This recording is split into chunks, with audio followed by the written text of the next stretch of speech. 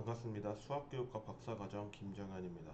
오늘 아침 일찍이 또 촬영을 하는데요. 지금은 11월 8일 오전 7시 39분을 지나고 있습니다. 제가 크리에이터를 하면서 지금 조회수도 제가 생각하지 못한 숫자까지 일단은 도달했고요. 그래서인지 여러분께 정말 감사드린다는 인사를 먼저 전하고 시작할 겁니다. 특히 일단은 제가 하고 싶었던 이야기들 좀 몇 가지를 좀 하면서 갈게요. 지난주에 제가 백신 2차를 맞았습니다. 백신 2차를 맞았는데 지금 상태가 그리 좋지는 않습니다. 확실히 백신 2차가 어떤 성향인지는 모르겠는데 1차는 단순하게 주사 맞았던 부위에만 근육통이 있었는데 2차를 맞으니까 고열, 오한 다 겪었고 어, 또 있었으면은 지금 좀 약간 답답합니다. 어, 답답한 상태라서 이거를 어떻게 말씀을 드릴까 하는데 지금 이렇게나마 제 지금 상태를 말씀드리고요. 백신은 수요일날 맞았습니다. 백신은 수요일날 맞고 목금토 좀 쉬었다가 일요일날 이제 왔는데 어, 그러다 보니까 제가 3일 쉰 건 그나마 다행이었고요. 3일 동안 만약에 출퇴근을 하는 상황이었거나 했으면 여기 정말 못 버틸 뻔했습니다. 그리고 가장 큰 거, 의욕이 상실됐어요. 의욕 상실이라고 하는 거는 제가 지금 대학원생이니까 이야기를 드리는 거지만 공부를 하는데 제 스타일이 안 나왔습니다.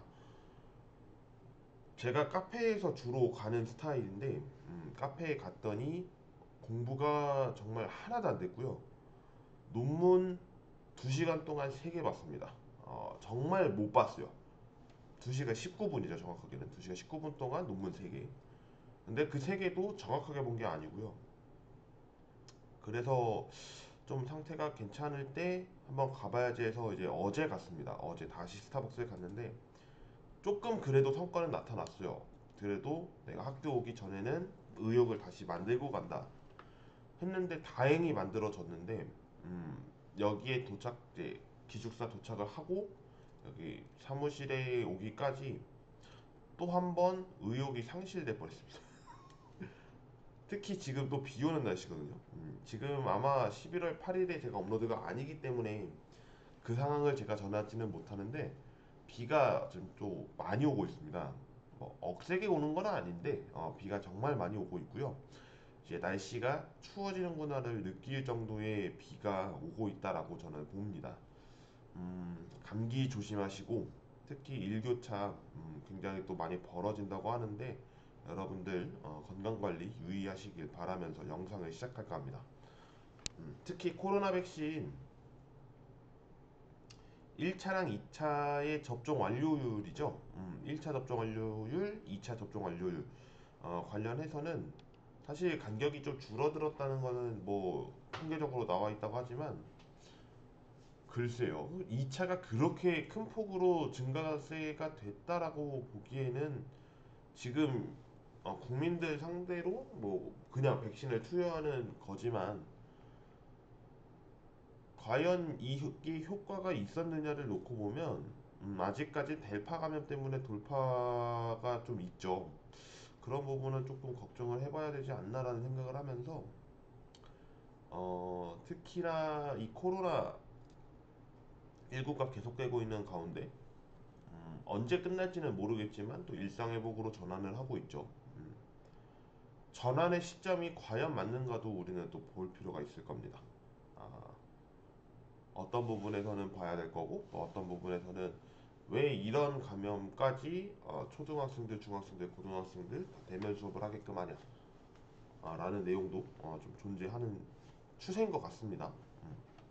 그래서 아직까지는 건드려야 할 부분이 좀 있는데 단계적 일상 회복이라고 하니까 정말 다른 나라처럼 위드 코로나를 선언을 하는 건지 내지는 위드 코로나가 선언이 됐다 하더라도 지금 뭐 독일 시점으로만 보더라도 3만 5천 명이죠 일일 확진자가. 굉장히 많이 나타나고 있습니다. 그런 부분이 우리나라까지 영향이 있다라고 한다면 큰 어떤 파급 효과가 생길 거라고 봅니다. 코로나가 확산되는 그 시기가 정말 효과가 커질 거라고 생각을 하기 때문에 무척이나 방역 수칙은 그대로 지켜가면서 우리가 마음만은 가까이 하는 그런 일이 있었으면 좋겠습니다. 서론이 굉장히 길었죠. 음, 오늘 짧게 보겠습니다. 오늘 짧게 보고 다음 영상까지 찍을게요. 우선 제가 오늘 할 이야기는 이 내용이었습니다. 네, 여덟 번째 영상이고요. 부채꼴의 호의 길이와 부채꼴의 넓이에 대해서 우리가 구해보려고 하는데 우선 오늘 영상은 부채꼴의 호의 길이만 살펴보도록 하겠습니다. 부채꼴의 호의 길이. 여러분들이 지금까지 평면도형과 입체도형을 다루면서 평면도형 중에서 우리는 원이라고 하는 이 내용을 배웠습니다. 원에 대해서 한번 좀 더 살펴보면 호와 현을 배웠죠. 그리고 부채꼴을 배웠습니다. 부채꼴, 그리고 나서 등장했던 것이 활꼴. 그리고 나서 뭐 배웠냐면 성질 배웠죠. 부채꼴 성질.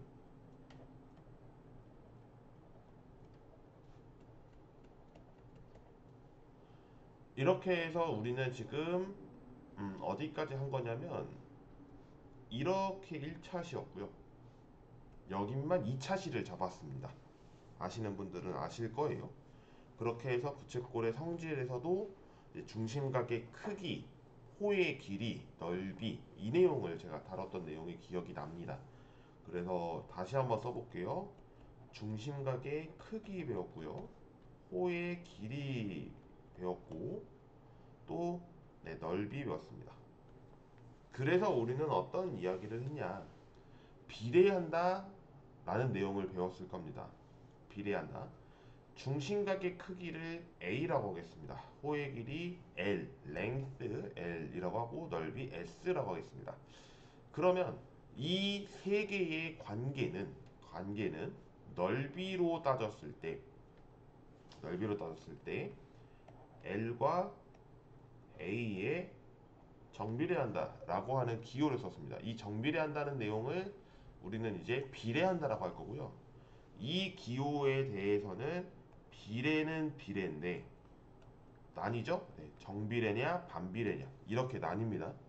그래서 혹시나 이 기호를 처음 보셨다면 아마 여러분이 과학 시간 때 배우지 않았을까 싶은데 이 비례에 대해서 반비례는 그러면 어떤 걸 반비례라고 하는 거냐 라고 한다면 이게 반비례입니다. 여러분들 y는 x분의 1 배웠죠? x는 당연히 0이 될 수 없고요. x 값이 2배, 3배, 4배 늘어날 때마다 y 값은 2분의 1배, 3분의 1배로 늘어나는, 그러니까 다시 얘기하면 2배, 3배 줄어드는 그런 현상을 이야기하는데요. 이 상태다 보니까 우리는 이것을 이렇게도 기호를 씁니다. 사실 이 기호를 씁니다. 그냥 참고를 해주셨으면 해서 작성을 해봅니다. 여기까지를 살펴봤고 이제 본격적인 이야기를 하도록 할게요. 우리가 원이 있었으면 뭐가 있었다? 원의 넓이가 있죠. 이 원의 넓이를 구하는 과정을 여러분들이 알고 있다면 부채꼴의 넓이를 구하는 과정은 굉장히 쉽습니다. 그리고 원이 있으니까 원의 둘레의 길이가 있을 거예요. 이 원의 둘레의 길이를 뭐라고도 부르냐면 원주라고도 부릅니다. 이 두 가지를 여러분들이 알고 난다면 우리가 알게 될 부채꼴에서 넓이 있을 거고요. 호의 길이 있을 거예요. 이 상태를 여러분들이 모두 접할 수 있습니다. 생각을 해보시면 여러분들이 굉장히 빠르게 캐치할 수 있는데요. 원의 넓이 같은 경우에 우리가 구하는 공식을 보면 초등학교 때로 갈게요. 3.14 아이고 죄송합니다. 아, 반지름이라고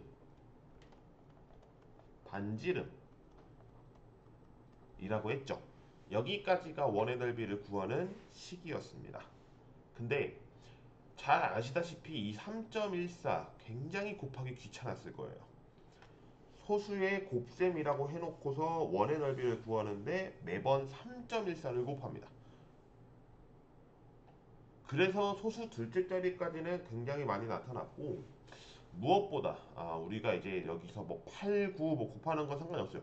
막 이제 8의 제곱인 64를 곱한다든지 이러면 좀 귀찮았죠. 음, 계산하는데 실수는 없었나? 이거를 보게 된다는 거죠. 근데 중학교 1학년이 되고 나서 어떤 기호를 배우냐? 파이를 배웁니다.